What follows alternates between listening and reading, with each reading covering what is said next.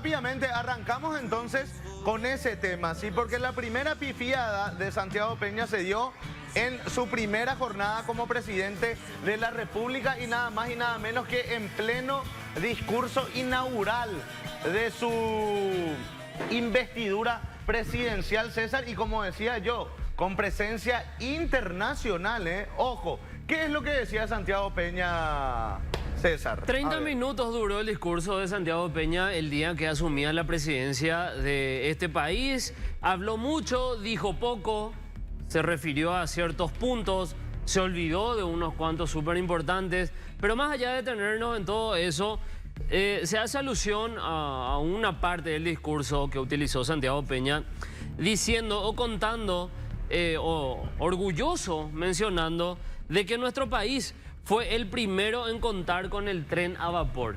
Si bien ya es una versión que se maneja, de hecho se enseña en las escuelas en nuestro país de esa manera, de que Paraguay fue el primer país de Sudamérica sobre los 1800 en contar con el tren a vapor. 1861, 1860 aproximadamente fue el año en que se movió por primera vez en nuestro país este medio de transporte, ¿verdad? Que en ese momento era uno de los más tecnológicos, ¿verdad? De la época.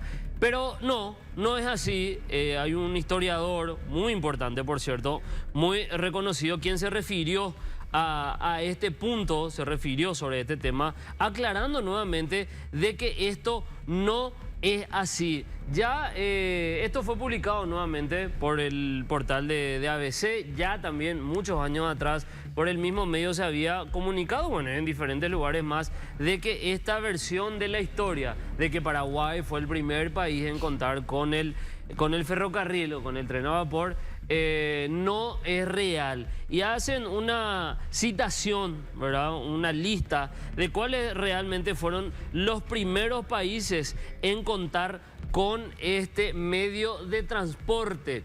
El historiador Luis Verón se encargó de aclarar esta pifiada de Santiago Peña. Decía: el primer ferrocarril de América lo tuvo los Estados Unidos de América en Boston. Esto fue en 1826. Era en ese entonces para transportar piedras. El primer ferrocarril para el transporte de pasajeros lo tuvo en 1830 en Charleston, Carolina del Sur. El segundo país americano en contar con ferrocarril fue Cuba.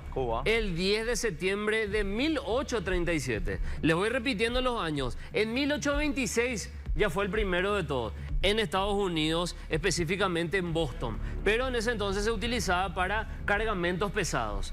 Unos años después, 4 años después específicamente, ya en Charleston, en Carolina del Sur, ya se utilizó como medio de transporte para pasajeros. El segundo fue Cuba, en 1837. Otros países con ferrocarriles también fueron, atención, México, en 1850. Después vinieron al Perú, al igual que Chile, en 1851.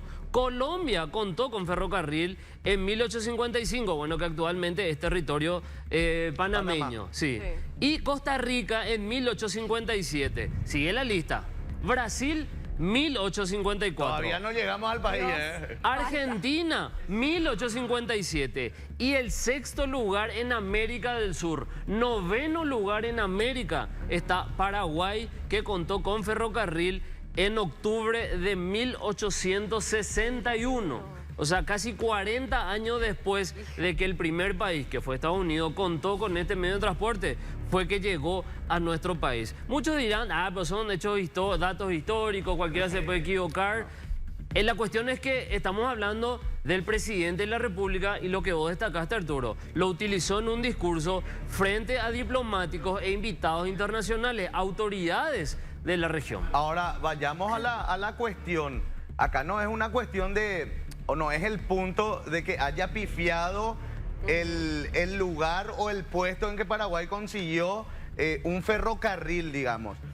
Este discurso, o sea, en realidad a muchos, creo que yo alcancé también en esa época, en la escuela nos decían eso. Sí, es que hasta nos ahora habían dicho. Sí. Después, ese discurso se hizo muy fuerte en la época de la dictadura también porque era parte de un relato nacionalista que, aunque no lo crean, hoy en este país hay una mini corriente nacionalista todavía que sostiene ese discurso. Sí. El discurso famoso de que Paraguay era una potencia cuando fue la guerra de la Triple Alianza y compañía, cuando en realidad Paraguay era un país pujante, pero netamente campesino, que se estaba empezando a desarrollar. No era una potencia que te iba a acaparar todo América más o menos. Pero como vos dijiste, César, hace mucho ya también se desbarató ese dato de las escuelas, porque preguntando con los amigos, ya me habían dicho que tienen hijos en las escuelas que ese discurso cambió. O sea que me parece que está bien, ¿verdad? Enseñar las cosas como son.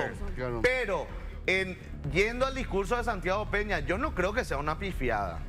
No, él tiene registrado ese Hablando con historiadores, ayer me tocó hablar con Fabián Chamorro, por ejemplo, y él me decía, mira que yo me rehúso a creer que es una pifiada, me dijo. Porque hay una mini corriente nacionalista que sostiene esto. ¿Qué cree eso? Y que puede ser igual una cuestión de propaganda para Santiago Peña.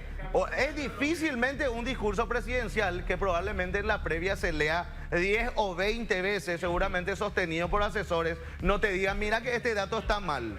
O sea, evidentemente le habrán dicho, y por ahí es una cuestión de propaganda y una línea que él quiere seguir. Lo que pasa es que también no solo acá hay autores extranjeros que también sostienen eso. Totalmente. Eso figura en el libro de Chavenato, en la guerra del 70, también figura el dato que Paraguay tuvo el primer por eso, ¿verdad? Lo más No, sensato es pensar que es una línea de pensamiento que él quiere seguir. No está pegado a la verdad. Pero no creo que sea una pifiada demasiado infantil para tener una pifiada de ese calibre. Aparte que parece que no es una coincidencia que justamente estaba dirigiéndose al rubro económico y de las empresas, ¿no? Es como que para mí no fue para nada una pifiada. Totalmente intencional. Por lo visto es un discurso de propaganda también que van a seguir utilizando. Que ya se utilizaba en ese entonces, ¿verdad? Porque claro, de hecho comunicarte o la comunicación en esos tiempos era de acá a, qué sé yo, 10 kilómetros a la redonda. O sea, era difícil que vos puedas comprobar que efectivamente tu país era el primero que contaba con este medio de transporte, ¿verdad? Como sobre los años 1800 vos te enterabas de lo que estaba pasando en Estados Unidos tan fácilmente, ¿verdad? A no ser que obviamente sea alguien que viajaba ya en esa época. Pero no es la primera referencia con alusión a pifiada o no pifiada de Santiago Peña, aunque en esta creo que sí la había pifiado, porque ya hay un antecedente del mismo en una entrevista, nada más y nada menos que con esta cadena internacional de comunicación, CNN, donde se refirió al laudo Hayes, ¿verdad? Ese laudo arbitral que había dado el presidente de ese entonces de Estados Unidos para finalizar, ¿verdad? Para dar punto final a esa disputa que había con el territorio del Chaco paraguayo, ¿verdad? Porque Argentina demandaba que gran parte del lado chaqueño de Paraguay les correspondía a ellos, siendo que este laudo arbitral lo había firmado, lo había hecho el presidente de Estados Unidos de esa época para darle punto final. Eso fue entre Argentina y Paraguay. Y Santiago Peña en ese entonces había dicho que ese fue el acuerdo, pero entre Bolivia y Paraguay. Claro, o sea, en historia es lo que estamos medio ahí aplazados. Sí que creo que habrá tenido un remolino en la cabeza, ¿verdad? Porque el Chaco, juntando Bolivia, con la guerra del Chaco, Bolivia, yo creo que habrá hecho relación bastante rápido. Eso sí te puedo entender que pifió, ¿verdad? Lo otro es muy difícil que pifió. Sí. Luego en confundir hechos históricos, sí. Entonces Peña. Sí, totalmente. Y además, por eso, algunos te van a decir, nada, no. Para mí que en estas cosas no hay que pifiarle. Y más aún si vos pretendías en ese entonces, obviamente, la presidencia y ahora sos presidente de un país, no podés vos tener este tipo de errores. Y si no sabés, te informás. Vos sabés que hay mucha gente que leyó esto y que decía, justamente como dice César, que hay que pasar por alto. No, para tanto te dicen. Lo que pasa es que ese es el efecto que nos dejaron en un pueblo que se volvió muy poco exigente. Sí. Porque en realidad, si pifia de esta manera, quiere decir que le falta un poco. Es triste. Un poco más para ejercer el cargo. Y si lo hace de manera deliberada por una cuestión de propaganda, sí que es peor. Peligroso. Y lo más triste es que estamos mal en lo que es la educación y que nuestro propio presidente esté mal también en todo lo que sería nuestra cultura o en la educación también, nuestra historia. Claro, o sea, ¿con qué derecho vos le exigías a un niño que te sepa qué año fue la fundación de Asunción, siendo que el presidente confunde las cuestiones. Pero esto ¿verdad? Pero ahí justo ayer Santiago Peña se fue a leerle ¿Qué cuentos cuento a los niños? a los chicos en la escuela. Te cuidado y le dijo que Caperucita descubrió América. No, es de sorprenderse que políticos y profesionales luego sean totalmente ignorantes en educación. O sea, pudieron haber estudiado, pero realmente hay muchos políticos profesionales que no saben escribir, inclusive, que no saben hablar. Leer. No, o que estamos no hablando saben del leer. mejorcito, Santiago Peña. El más Realmente estudiado. no es de Frente a otros. sorprenderse tampoco, ¿eh? No es Frente de a sorprenderse. otros. Por eso hay que ver si él, porque vos mencionaste que es un discurso que se relee y relee, se verifica, se chequea. Sí. Hay que ver si él confió en lo que por ahí le ayudaron a escribir o él realmente quiere hacer esa propaganda que ustedes dicen. Pero No, ahora, para ¿por qué mí un hacerla? apego, ¿verdad? ¿Por qué hacerla ante gente que por ahí sabe bien cómo fue la historia? Porque ¿Verdad? vos decís que había gente de otros países y demás. ¿Por qué arriesgarse a hacer ese discurso ante gente que sí la tiene clara? Lo que ¿Entendés? pasa es que eso está instalado en la región también. Hay ok. revisionistas argentinos que sostienen creen lo mismo. que lo tengo en casa y los libros donde dice que el primer ferrocarril fue el de Muchas Paraguay. cosas disparó en su Sí, está primer instalado. discurso. Estamos demasiado También mencionó en lo de los Rusia, diarios. Ucrania, por ejemplo, que, Sí. le trae ahora un problemita ahí. Sí, sí, el ministro que tiene más problemas ahora, sin duda, es de Relaciones Exteriores. Relaciones Exteriores. Va a tener que justificar en Rusia, tiene que Total. justificar con Estados Unidos. O sea, lindo problemita para Rubén Ramírez, que es Sí. el canciller. Bueno, por lo menos va a empezar a tener trabajo también. Bueno.